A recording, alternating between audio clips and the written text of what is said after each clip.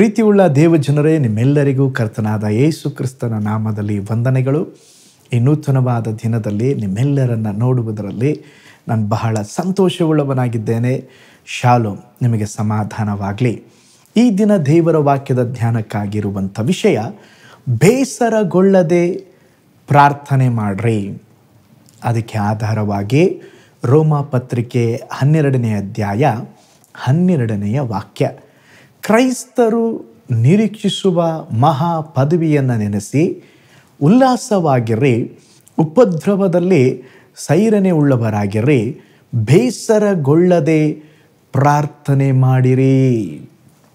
ನೋಡ್ರಿ, ಓದಿದ ವಾಕ್ಯದಲ್ಲಿ ದೇವರ ವಾಕ್ಯ ಹೇಳ್ತದೆ, ಬೇಸರಗೊಳ್ಳದೆ ಪ್ರಾರ್ಥನೆ ಮಾಡಬೇಕಂತೆ.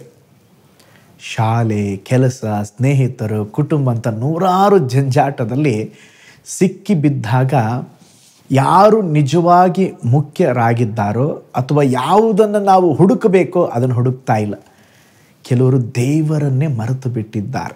ಜೀವನದ ಜಂಜಾಟದಲ್ಲಿ ನೀವೇನು ಮರೆತರೂ ಪ್ರಾರ್ಥನೆಯನ್ನು ಮರೆಯಬಾರದು. ಜೀವನದಲ್ಲಿ ಸಮಸ್ಯೆಗಳು ಎದುರಾದಾಗ ನಿಮಗೆ ದುಃಖ, ಚಿಂತೆ, ವೇದನೆ ಎಲ್ಲ ಬಂದಿರಬಹುದು. ಪಾಸ್ಟರ್, ಏನು ಮಾಡಬೇಕು ಗೊತ್ತಿಲ್ಲ ಪಾಸ್ಟರ್. ಏನು ಮಾಡ್ರಿ? ಎಡಬಿಡದೆ ಪ್ರಾರ್ಥನೆ ಮಾಡ್ರಿ. ದೇವರ ವಚನದಲ್ಲಿ ನೋಡುವಾಗ ಅನೇಕ ವಾಕ್ಯಗಳಲ್ಲಿ ತಿರುಗಿ ನಮ್ಮನ್ನು ನೆನಪಿಸುವಂಥ, ಪ್ರೋತ್ಸಾಹಿಸುವಂಥ ಒಂದು ಮಾತು ಇರೋದಾದರೆ, ಎಡಬಿಡದೆ ಪ್ರಾರ್ಥನೆ ಮಾಡ್ರಿ, ಬೇಸರಗೊಳ್ಳದೆ ಪ್ರಾರ್ಥನೆ ಮಾಡ್ರಿ. 1 ಥೆಸಲೋನಿಕ 5ನೇ ಅಧ್ಯಾಯ 16ನೇ ವಾಕ್ಯ ಹೇಳುತ್ತದೆ, ಎಡಬಿಡದೆ ಪ್ರಾರ್ಥನೆ ಮಾಡ್ರಿ. ರೋಮಾಪುರ 12:12 ಈಗಾಗಲೇ ಓದಿದ್ದೇವೆ, ಬೇಸರಗೊಳ್ಳದೆ ಪ್ರಾರ್ಥನೆ ಮಾಡ್ರಿ. ಫಿಲಿಪ್ಯ 4:6ನೇ ವಾಕ್ಯ ಹೇಳುತ್ತದೆ, ನಿಮಗೆ ಬೇಕಾದದ್ದನ್ನು ದೇವರಿಗೆ ತಿಳಿಯಪಡಿಸಿರಿ. ಕೆಲವರಿಗೆ ನೋಡ್ರಿ, ಯಾವುದಕ್ಕೂ ಬೇಸರ ಬರೋದಿಲ್ಲ. ಹೊರಗಡೆ ಶಾಪಿಂಗಿಗೆ ಬೇಸರ ಬರೋದಿಲ್ಲ, ಮನೆಯಲ್ಲಿ ಟಿ ವಿ ಮುಂದೆ ಕೂತ್ಕೊಳ್ಳೋದಕ್ಕೆ ಬೇಸರ ಬರೋದಿಲ್ಲ, ಟ್ಯೂಷನ್ಗೆ ಹೋಗಲಿಕ್ಕೆ ಬೇಸರ ಬರೋದಿಲ್ಲ. ಪ್ರಾರ್ಥನೆ ಅಂದರೆ ಮಾತ್ರ ಕೆಲವರಿಗೆ ಬೇಸರ. ಅದಕ್ಕೆ ದೇವರ ವಾಕ್ಯ ಹೇಳುತ್ತದೆ, ಪ್ರಾರ್ಥನೆಯಲ್ಲಿ ನಿಮಗೆ ಬೇಸರ ಬರ್ತದೆ, ಬೇಸರಗೊಳ್ಳದೆ ಪ್ರಾರ್ಥಿಸಬೇಕಂತೆ. ಪ್ರಾರ್ಥನೆ ಅಂದರೆ ದೇವರೊಟ್ಟಿಗೆ ನಾವು ಮಾತನಾಡುವುದಾಗಿದೆ. ನಾವು ಜನರೊಟ್ಟಿಗೆ ಮಾತನಾಡದೆ ಇದ್ದರೆ ಅವರನ್ನು ತಿಳಿದುಕೊಳ್ಳೋಕ್ಕೆ ಆಗೋದಿಲ್ಲ. ಹಾಗೆ ನಾವು ದೇವರೊಟ್ಟಿಗೆ ಮಾತನಾಡಲಿಲ್ಲವಾದರೆ ದೇವರನ್ನು ತಿಳಿದುಕೊಳ್ಳಲು ಸಾಧ್ಯವಿಲ್ಲ. ಹಾಗಾದರೆ ದೇವ ಮಕ್ಕಳಾದಂಥ ನಾವುಗಳು ಯಾವಾಗಲೂ ಪ್ರಾರ್ಥನೆ ಮಾಡಬೇಕು. ಸ್ಪೆಷಲಿ ದೇವ ಮಕ್ಕಳು. ನೋಡಿ, ಬೈಬಲಲ್ಲಿ ಒಂದು ವಾಕ್ಯ ಇದೆ, ನೀವು ಪ್ರಾರ್ಥನೆ ಮಾಡುವಾಗ, ಅಂದರೆ ಪ್ರಾರ್ಥನೆ ಮಾಡುವಂಥದ್ದು ಒಂದು ಆಪ್ಷನ್ ಅಲ್ಲ, ನೀವು ಪ್ರಾರ್ಥನೆ ಮಾಡಲೇಬೇಕು. ನಾವು ಕೆಲಸ ಮಾಡುವಾಗ ಕಾರ್ಯಗಳು, ಸಂಗತಿಗಳು ನಡೆಯುತ್ತದೆ. ಪ್ರಾರ್ಥನೆ ಮಾಡುವಾಗ ದೇವರು ನಮ್ಮ ಪರವಾಗಿ ಕೆಲಸ ಮಾಡುತ್ತಾರೆ. ನಿಮ್ಮ ಪ್ರತಿ ದಿನವನ್ನು ಪ್ರಾರ್ಥನೆ ಎಂಬ ಕೀಲಿಕೈಯಿಂದ ಓಪನ್ ಮಾಡಿ, ರಾತ್ರಿ ಮಲಗುವಾಗ ಪ್ರಾರ್ಥನೆ ಎಂಬ ಕೀಲಿಕೈಯಿಂದ ಆ ದಿನವನ್ನು ಮುಗಿಸಬೇಕ್ರಿ. ಪ್ರಾರ್ಥನೆ ಅದು ಬಹಳ ಒಂದು ಇಂಪಾದ ಮಾತು, ಆಶೀರ್ವಾದದ ಮಾತ್ರಿ.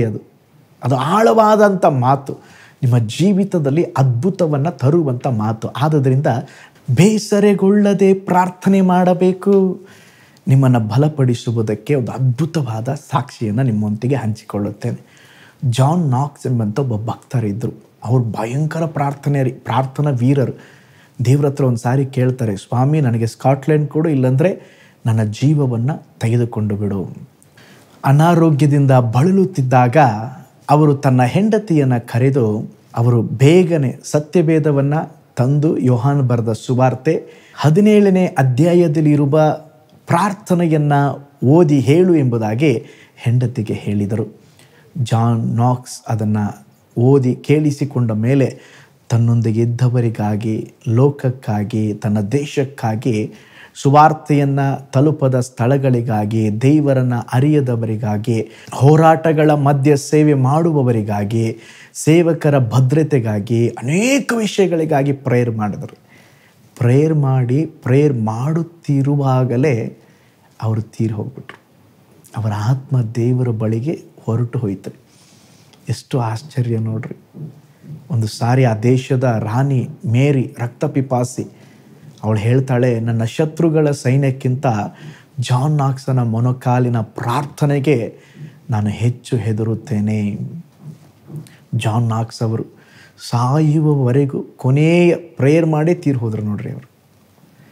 ಇಂದು ನಮ್ಮ ಜೀವಿತದಲ್ಲಿ ಅನೇಕರು ನಾವು ಪ್ರಾರ್ಥನೆಯನ್ನು ಮರೆತಿದ್ದೇವೆ. ಶಿಷ್ಯರನ್ನ ನೋಡಿ ಸ್ವಾಮಿ ಕೇಳಿದಂತೆ, ಒಂದು ಗಳಿಗೆಯಾದರೂ ಎಚ್ಚರವಾಗಿದ್ದು ಪ್ರಾರ್ಥಿಸಲಾರಿರಾ? ಇವತ್ತು ದೇವರು ನಮಗೆ ಕೇಳುತ್ತಾ ಇದ್ದಾರೆ. ಪ್ರೀತಿಯುಳ್ಳ ದೇವಜನರೇ, ಎಷ್ಟೋ ವಿಷಯಗಳು ಕೆಲವು ಸಾರಿ ಪ್ರಾರ್ಥನೆ ಮಾಡಿ ಮಾಡಿ ಮಾಡಿ ಸೋತು ಹೋಗಿದ್ದೇವೆ. ಸೋತು ಹೋಗಬೇಡ್ರಿ, ಬೇಸರಗೊಳ್ಳಬೇಡ್ರಿ. ದೇವರನ್ನು ದೃಷ್ಟಿಸಿ ಸತತವಾಗಿ ಆಸಕ್ತಿಯಿಂದ ಪ್ರಾರ್ಥಿಸುವವರಾಗಿರೋಣ. ಬೇಸರಗೊಳ್ಳದೆ ಪ್ರಾರ್ಥನೆ ಮಾಡ್ರಿ. ಎಂದಿಗೂ ಇಲ್ಲದಷ್ಟು ಮಟ್ಟಿಗೆ ಪಾಪಗಳು, ಸೈತಾನ ಶಕ್ತಿಗಳು ಹೆಚ್ಚುತ್ತಿರುವಂಥ ಈ ಕಾಲಘಟ್ಟದಲ್ಲಿ ಕ್ರೈಸ್ತರಾದ ನಮಗೆ ಪ್ರಾರ್ಥನೆ ಬಹಳ ಅವಶ್ಯಕವಾಗಿದೆ. ವೈಯಕ್ತಿಕ ಪ್ರಾರ್ಥನೆ ಮಾಡುವ ಪೋಷಕರು ತಮ್ಮ ಕುಟುಂಬಕ್ಕೆ ಬಲವಾದ ಕೋಟೆಯಾಗಿದ್ದಾರೆ. ಪ್ರಾರ್ಥನೆ ಇಲ್ಲದ ಪೋಷಕರು ತಮ್ಮ ಮಕ್ಕಳಿಗೆ ತಪ್ಪಾದ ಮೂಲ ಮಾದರಿಯನ್ನು ಅವರು ಇಡುತ್ತಾ ಇದ್ದಾರೆ. ನೋಡ್ರಿ, ಒಬ್ಬ ಜಾನ್ ನಾಕ್ಸ್ ಪ್ರಾರ್ಥನೆಯ ಒಂದು ದೇಶವನ್ನೇ ಬದಲಾಯಿಸಲಿಕ್ಕೆ ಕಾರಣವಾಯಿತು.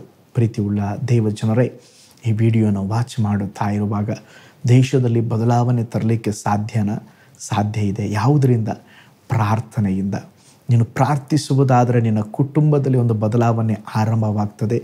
ದೇಶದಲ್ಲಿ ಕೂಡ ದೇವರು ದೊಡ್ಡ ಕಾರ್ಯಗಳನ್ನು ಮಾಡಲಿಕ್ಕಿದ್ದಾರೆ. ಹಾಗಿರೋದಾದರೆ ಬೇಸರಗೊಳ್ಳದೆ ಪ್ರಾರ್ಥನೆ ಮಾಡೋಣ, ದೇವರ ಮುಖವನ್ನು ದೃಷ್ಟಿಸೋಣ.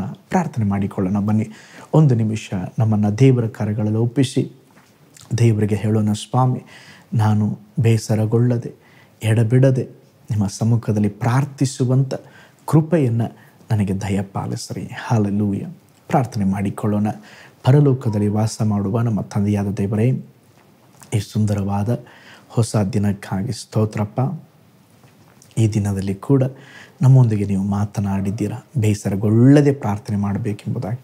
ಹೌದಪ್ಪ, ಏನೇ ಬಂದರೂ ಏನೇ ನಡೆದರೂ ಸೋತು ಹೋಗದೆ ಎಲ್ಲ ಸಮಯದಲ್ಲಿ ದೇವರೇ ನಾವು ಪ್ರಾರ್ಥಿಸಲಿಕ್ಕೆ ಕೃಪೆಯನ್ನು ಕೊಡ್ರಿ ಸ್ವಾಮಿ. ವಿಶೇಷವಾಗಿ ಈ ಸಂದೇಶವನ್ನು ವೀಕ್ಷಿಸಿದ ಒಂದೊಂದು ಕುಟುಂಬಗಳನ್ನು ಬ್ಲೆಸ್ ಮಾಡಿರಿ. ಈ ದಿನ ಕೂಡ ಒಂದು ಜಯದ ಜೀವಿತವನ್ನು ಕೊಡ್ರಿ. ನಿಮ್ಮ ಹಸ್ತ ನಮ್ಮ ಜೊತೆಯಲ್ಲಿರಲಿ. ನಾವು ಮಾಡುವ ಎಲ್ಲ ಕೆಲಸ ಕಾರ್ಯಗಳಲ್ಲಿ ನಿನ್ನ ನಾಮವನ್ನು ಮಹಿಮೆಪಡಿಸಲಿಕ್ಕೆ ಕೃಪೆಯನ್ನು ಇಡ್ರಿ. ಯೇಸುವಿನ ಹೆಸರಿನಲ್ಲಿ ತಂದೆಯೇ, amen, amen. Praise the Lord. ಹಾಗಾದರೆ ಪ್ರಾರ್ಥನೆಯೇ ಜಯ, ಪ್ರಾರ್ಥನೆಯೇ ಬಿಡುಗಡೆ ಕೊಡುತ್ತದೆ. ಹಾಗಾದರೆ ಬೇಸರಗೊಳ್ಳದೆ ಸತತವಾಗಿ ನಾವು ದೇವ ಸಮ್ಮುಖದಲ್ಲಿ ಪ್ರಾರ್ಥಿಸೋಣ. ಈ ದೈನಂದಿನ ಧ್ಯಾನಗಳು ನಿಮಗೆ ಆಶೀರ್ವಾದಕರವಾಗಿದೆಯಾ? ಲೈಕ್ ಮಾಡಿರಿ, ಶೇರ್ ಮಾಡಿರಿ, ತಪ್ಪದೆ ನಮ್ಮ ಚಾನಲನ್ನು ಸಬ್ಸ್ಕ್ರೈಬ್ ಮಾಡಿ. ನಾಳೆ ಮತ್ತೊಂದು ದೈನಂದಿನ ಧ್ಯಾನದಲ್ಲಿ ನಾನು ನಿಮ್ಮನ್ನು ಸಂಧಿಸ್ತೇನೆ. ನಾನು ನಿಮ್ಮ ಪ್ರೀತಿಯ ಸೇವಕ pastor Paul Joy. God bless you all.